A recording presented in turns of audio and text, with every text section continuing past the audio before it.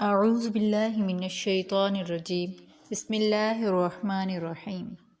ایک قاضی نے اپنے شاگردوں کا امتحان لینے کے لیے ان کے سامنے ایک مقدمہ رکھا اور ان کو اپنی رائے لکھنے کو کہا۔ ایک شخص کے گھر مہمان آئے، اس نے ان کی خاطر مدارت کی، اپنے ملازم کو دودھ لینے بھیجا تاکہ مہمانوں کے لیے کھیر بنائی جائے۔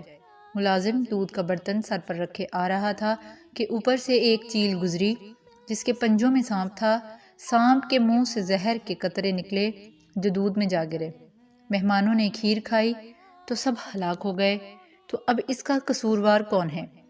پہلے شاگرد نے لکھا کہ یہ غلطی ملازم کی ہے، اسے برتن ڈھانپنا چاہیے تھا، لہٰذا مہمانوں کا قتل اس کے ذمہ ہے، اسے سزا دی جائے۔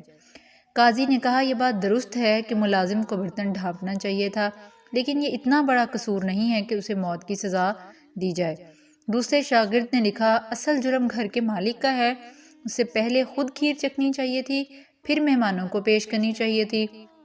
قاضی نے یہ جواب بھی مسترد کر دیا۔ تیسرے نے لکھا یہ ایک اتفاقی واقعہ ہے، مہمانوں کی تقدیر میں مرنا لکھا تھا، اس میں کسی کو سزاوار قرار نہیں دیا جا سکتا۔ قاضی نے کہا یہ کس جج کی اپروچ نہیں ہونی چاہیے، جج اگر مقدمات تقدیر پر ڈال دے گا تو انصاف کون کرے گا۔ چوتھے نے کہا کہ سب سے پہلا سوال تو یہ ہے کہ یہ سارا منظر دیکھا کس نے چیل کے پنجوں میں سانپ کو دیکھا، کس نے سانپ کے منہ سے زہر نکلتا دیکھا۔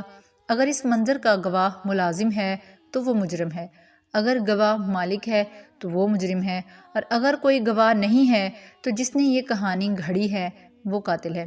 قاضی نے اپنے چوتھے شاگرد کو شاباش دی اور صرف اسے اپنا مذہب قضاء کا اہل قرار دیا۔ السلام علیکم ورحمۃ اللہ وبرکاتہ۔